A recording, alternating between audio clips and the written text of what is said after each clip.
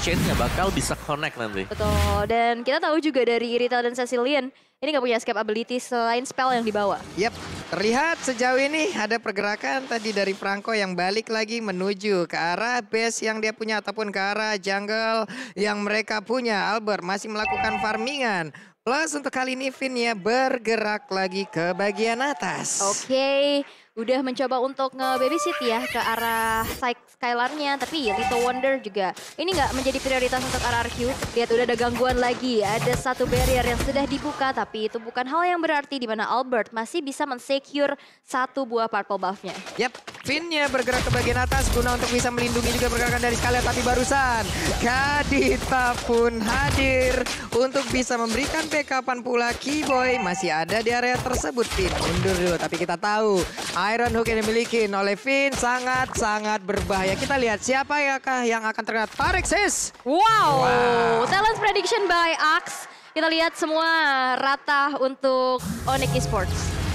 Melihat dengan adanya posibilitas untuk pick off demi pick off-nya early game-nya sih harus bisa di owning banget untuk Onyx Esports pastinya. Kalau misalkan ke arah late game, ini bakal bisa jadi pedang bermata dua mengingat ada dua late game guarantee dari RRQ Hoshi. Benar, mereka punya Sisil, mereka juga punya Irithel ya dengan heavy crossbow-nya nanti ketika udah punya item yang akan menyala juga. Jadi untuk sementara waktu di sini ya dari RRQ Hoshi lihat. Mereka bermain pasif aja. Mereka cuma nunggu kalau memang Onyx Esports membuat satu movement baru mereka akan coba untuk ke mirror. Yap. Sementara itu dari Keyboy ada Diarami dan terkena efek knock up-nya. Bahkan kali ini double knock up. Tidak bisa berbuat banyak dan first blood-nya menjadi milik dari Onyx Esports. Bahkan di bagian bawah dengan adanya pergerakan Burst dan juga Drian. Mereka bekerja sama mengusir mundur. Mereka langsung menghilangkan wave minion. Melakukan rotasi dan Turtle muncul. Iya, dan aku juga baru sadar ternyata Kairi yang pakai Julietnya ya. Iya, bakal jadi ada 3 lagi. Dan lihat rock wave-nya connect. Albert hilang langsung. Tanpa bisa langsung merangsak ke arah Turtle Pit-nya. Tapi bisa melakukan kontes.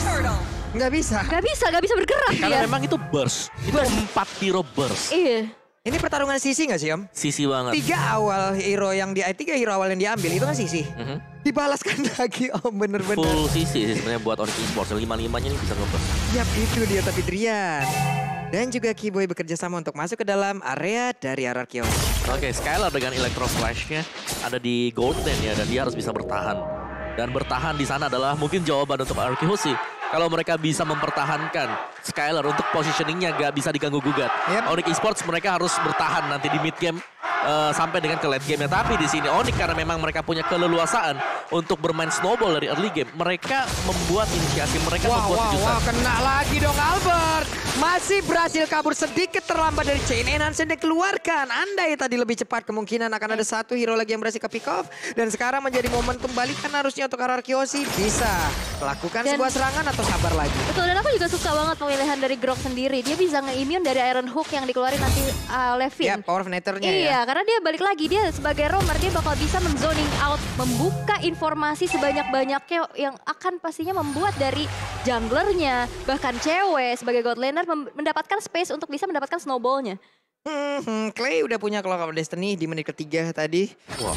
Ini cukup cepat ya dengan Mystery Shop yang memang mendongkrak juga, mendompleng pula. Sementara Skylar tetap ada di area lane-nya. Masih sabar, menurun lagi tempo permainan. Belum ada pick off yang terjadi. Hanya ada sneaky picky dari masing-masing player. Oke, dan sepertinya kali ini bakal coba untuk di-plating lagi. Hand chain menuju ke arah seorang Fit. Tapi lihat ada Robert yang connect. Tapi lihat ada satu lagi heavy spin. Memporak-porandakan setup yang dilakukan. Tapi lihat 4 player hilang dari Onyx Esports. Dari RRQ Hoshi pastinya di tangan Onyx. Wow, sebuah serangan yang barusan terlihat santai, slow, anggun banget sih apapun yang mereka lakukan barusan oleh Onyx Esports. Mendadak 4 player yang dimiliki oleh RRQ hilang mendadak Om. Yes, ada tsunami yang lewat juga tadi. Padahal tadi ada Iron Hook juga ya, mau ngembaliin keadaan. Itu wild charge-nya sih ya, untuk semuanya tadi. Membuat pemain RRQ Hoshi memang gak bisa bergerak sama sekali. Dan untuk di early seperti ini, oke lah Akai dan juga Franco, mereka adalah hero tebal. Tapi kalau gak punya item, sama saja. Betul sekali. Dan sejauh ini mereka tertekan dengan adanya pergerakan dari Onyx Esports. Hanya saja apakah ini akan berhasil dibawa oleh RRQ sampai menuju ke area late game. Dengan begitu lamanya permainan, mungkin begitu banyak tenaga yang keluar dan juga keringat-keringat. Tapi untuk sekarang dengan adanya The Ox Effect Plus, Rock Wave-nya menghilangkan lagi pergerakan dari Franco yang hilang dengan begitu cepatnya. The better you smell, the better you play. Wow, Keyboy ini sejauh ini 100% kill participation ya. Bahkan tadi juga dia nggak pakai petrify-nya untuk bisa men-secure ke arah 1 point kill yang berhasil ditabung. Dan bahkan lihat, satu tertarik di arah top lane berhasil untuk dilontokin oleh cewek. Dan kita lihat dari itemization-nya. Iya, cewek ini cepat banget. Dia punya steal leg plate. Dia juga bakal menuju, wow man, golden staff sebentar lagi. Cloud yang over farming seperti ini bakal ngemudahin jalan Onyx Esports. Ingat, first damage-nya mereka udah dapet. Offense itemnya selalu ada di atas dari defense item Arky Hoshi. Jadi single burst saja, ini pasti tumbang satu dan mereka bakal menang jumlah untuk tim fight besar. Plus rotasi boot juga sekarang udah enak banget. Dia mau nge-flank ke arah mana aja dia bisa banget. Barusan ada konsel, namun terlihat dengan ada satu lagi pergerakan lewat Happy Space sedikit lagi. Itu ada dalam untuk Albert. Ditampol dengan dia push boleh maju ke bagian depan dan juga dari Franco-nya pulang down. Namun sejauh ini dengan adanya pergerakan Cloud yang memang terlalu dalam masuknya. Cloud pun berhasil ditumbangkan, ada 2 untuk 3. Tapi R7 memancing keributan, memanggil siapapun yang ada di area tersebut untuk mengejar langsung arah dirinya. Bisakah dia bertahan dengan lagi satu Palistar model lompat ke bagian belakang. Masih terjebak 2 player ini terus-terusan mengejar tapi R7 masih terlalu tebal. Oke, Boots bakal coba untuk melarikan diri aja dan pertukaran yang sangat-sangat banyak banget sih. Udah berhasil untuk ada trade kill. Lihat satu outer turret di arah tengah yang begitu mahal berhasil untuk dihancurkan. Sebenarnya tadi tuh R7 bisa ditumbangkan kalau Kairi-nya ikut team fight. Cuma di sini Kairi ngambil objektif yang berbeda. Dia makanin purple-nya, jadi Albert bakal ketahan untuk levelnya. Wow, dan ini juga menjadi space tambahan di mana Turtle yang ketiga berhasil untuk diamankan tanpa adanya kontes sama sekali. Siapapun yang mau masuk, ini bakal dihalangin abis-abisan, entah Drian, entah Keyboy. Yap. Oke, ditutup lagi barriernya. Memang tidak boleh membuat ini anak Arky Hoshi. Ya udah, lu udah stay di situ aja, ikutin permainan dari Onyx Esports. Inilah yang mau mereka tekankan, dipaksa untuk masuk ke dalam tempo permainan dari Onyx dan satu inner turret lagi hancur.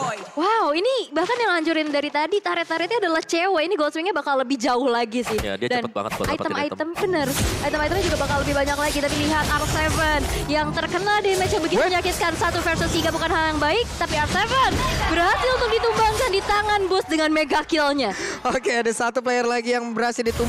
Sebenarnya itu Albert terlihat dari kejauhan. Akankah mereka mengejar karena satu hero ini? Tidak. Di bawah cutting minion dilakukan oleh Pakito sejauh ini dengan inner turret yang sudah tumbang di area top lane. Dan juga ada ancaman lagi di area mid lane. Akan bertahan berapa lama? Ataukah Arky Hoshi bisa menemukan satu momentum untuk membalikkan seluruh keadaan? Oke, dan lihat ini jungle-nya juga dari invade abis-abisan ya. Dari Arky Hoshi udah mulai ketinggalan 6.500 net worth yang terselisihkan. Buat mereka juga harus keep up banget. Sedangkan lihat lagi-lagi di invade abis-abisan. Waduh, dan sekarang kendal lagi. Karena dari R7 bisakah dia bertahan karena satu yang terakhir dia udah berhasil langsung dimasukkan. Tapi Keyboy berusaha untuk kabur ke bagian belakang, berhasil dijepit juga untuk Keyboy. Dengan pasif yang dia punya. Masih punya kesempatan untuk hidup. Dengan begitu banyak SP yang masuk ke dalam tubuhnya. Terkena Sanguine Blow namun dengan ada bad impact. Tapi damage belum begitu terasa.